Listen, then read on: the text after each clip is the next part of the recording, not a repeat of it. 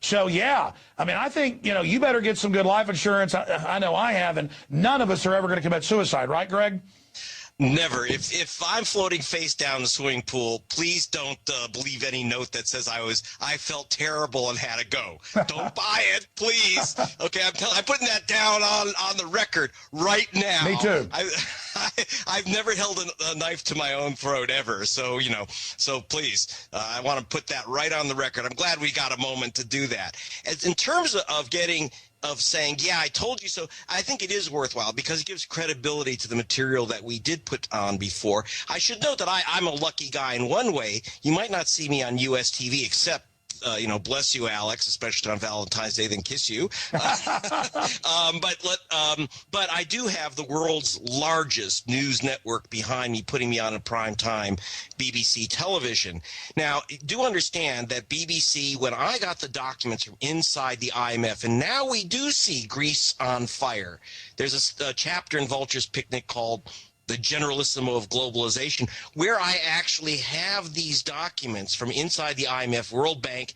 And because of my position in journalism in Europe, I was actually able to confront personally the Director General of the World Trade Organization and put these inside confidential documents and cables in front of him. That was his opportunity to say, oh, it's all made up, it's a bunch of conspiracy junk. He verified everything. He tried to talk away their meaning, but he verified everything, that I had all the documents I had. When you see Greece on fire, I saw those documents. I also spoke to the inventor of the euro, Bob Mundell, and who said, basically is saying this was in the plan. The idea was he wanted to make sure that there was a sell-off of all the government properties in Greece, etc. You have to set a fire if you're going to have a fire sale. He thought that this is the best thing that's ever happened. These guys, this was the purpose of the euro.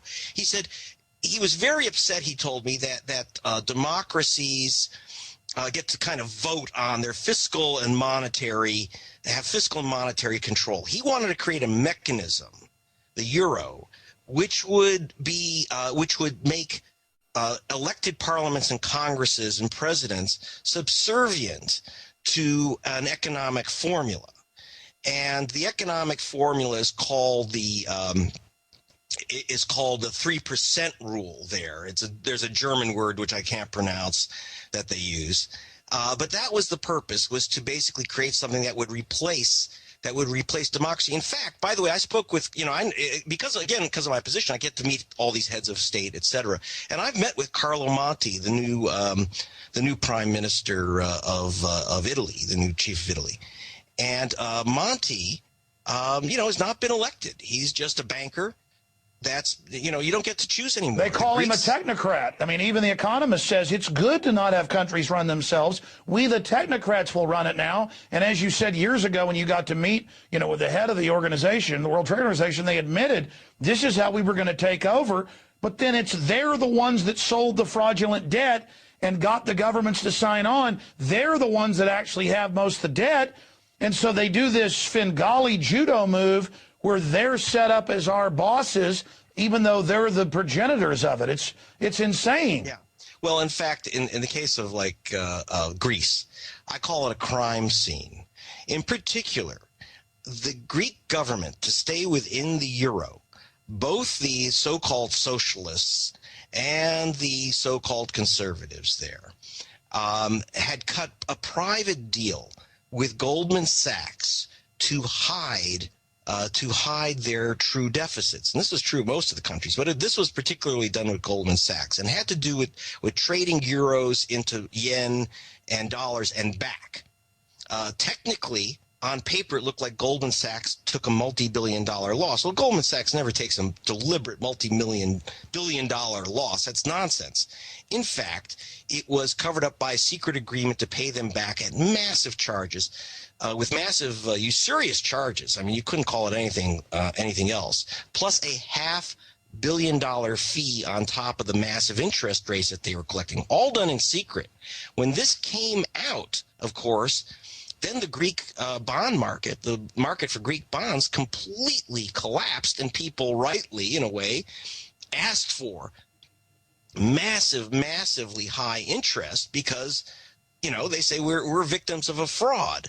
Now, why? Someone asked me actually one of the band members from, if you remember, Dire Straits, asked me, well, how come they weren't arrested? Well, the United States, the Securities Exchange Commission is supposed to arrest the government of Greece, because after all, it was a conspiracy between two governments and Goldman Sachs.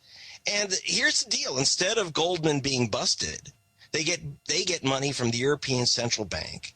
They get totally bailed out. They get fees for handling the bailout, and then their guys take over the country and they buy up the assets of the country, the shipping, the beaches. Wars.com. Speaking of austerity, the globalists want their post-industrial world. Over 90% of the debt owed in Greece, Ireland, Iceland, it's all come out in the news, is not owed by the people. Their traitorous government officials, formerly servants, signed on to Goldman Sachs, JP Morgan, and others' derivatives fraud, and are saying the people have to prop up the too big to fail. But that was a few years ago when they signed on to those deals. We forget now, and the media tells us it's our debt. Yeah, because we signed on to their too big to fail to prop them up, so the very bankers that did this can lecture us all day. The globalist deindustrialization program, the post-industrial world they want, so we're all poor under their control, is working quite nicely. And the Europeans are starting to wake up, though, to the fact that in Iceland, Ireland, Greece, and other areas, over 90% of the debt, again, is derivatives that they don't owe. They're just being signed onto it. And now the Greeks are revolting, saying you're raising our taxes, cutting our benefits to pay foreign banks. And here it is. The bank runs in Greece will soon be followed by bank runs in other European nations. The Economic Collapse wrote, and I hope that's not the case, but we're already seeing some of that happening in Italy, because all of these countries have signed on to the globalist fraud machine. Here's another one. Greeks withdraw nearly $1 billion from local banks. Giant lines, because the rumors are they're going to devalue the currency and go off of the euro. Here's another. Italian bank shaken as economic slump deepens. The bankers have got them just where they want them, unless they wake up and say no. Here's another one out of Bloomberg. Euro economy to sink as Spain, Italy re-enter recession. They never left the recession. They're in a globalist depression. Areas of Spain have got 35% unemployment. They're telling us our economy's great. Those of us living in the real world know it's not. Again, how much BS are we going to swallow? Here's the London Telegraph. Greece is on the brink of collapse. It's all right there. Rodney, the deal is agreed, and the plan for Greece to cut its debt to 120% of GDP by 2020, compared with the current 160%. Can that really be done? No. When this crisis started, Greece was at 120%, that is to say, national debt, GDP. Over 100% is unrepayable, and that's the situation in the USA. If you add in the austerity measures, it goes up to 170%, and then after 8 years, it comes down to another unrepayable level, which is 120%. The plain fact of the matter is these are manipulations to justify the banking occupation of Greece. The Greece people should revolt, because they are being smashed into the ground. Their sovereignty is being destroyed. Their property assets are being sold off. They're being put into poverty and debt peonage, not just for the rest of their lives, but for their children and their grandchildren's lives. The whole thing is a fraud. Well, if Greece again fails to meet its targets, and based on what you're saying, it sounds like that could happen, is there anything left in the country that could be cut? Yeah, the Greek people are brave people. One thinks of their record during the Second World War. They're highly inventive people. All that they need, in fact, is a new policy. That policy must start by controlling the banks, which create money out of nothing, put it at compound interest, and do not put it into the real economy, and in particular to the spreading of the real economy. Unless then you open up an interest-free supply from your own national bank. But to do that, Greece must get out of the euro and take its own destiny forward in the same way as Iceland is now doing, and doing very successfully. The Dutch finance minister has demanded the establishment of a permanent troika office in Athens to ensure Greece fulfills its obligations. How democratic is this suggestion?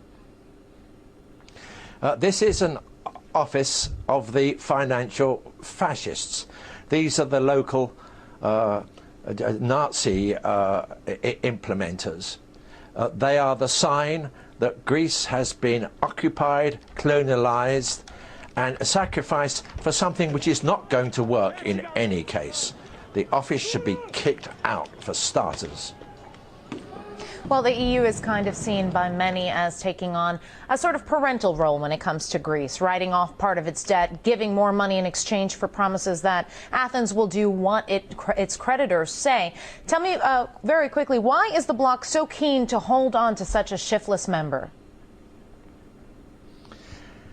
I didn't hear all the question, but the fact of the matter is that the IMF, the EU and the European Central Bank are trying to preserve the situation in Greece, to uphold a crumbling system which is now completely out of control, which is increasing debt all the way around the world, which is not taking account of the fact that jobs are being destroyed by technological shifts, which takes no account of the manipulations, the fraudulent manipulations which come from the uses of computers, for example. One way or another, they are desperate to maintain the situation because they have a belief that it is fair, efficient and just. They also think it will come back into balance. It is not fair, it is certainly not efficient, it is not just, and it is not coming back into balance. So you're really seeing part of an overall downward turn, which is going to go on for the next 10, 15 or 20 years. Thank you. That was political analyst Rodney Shakespeare from London.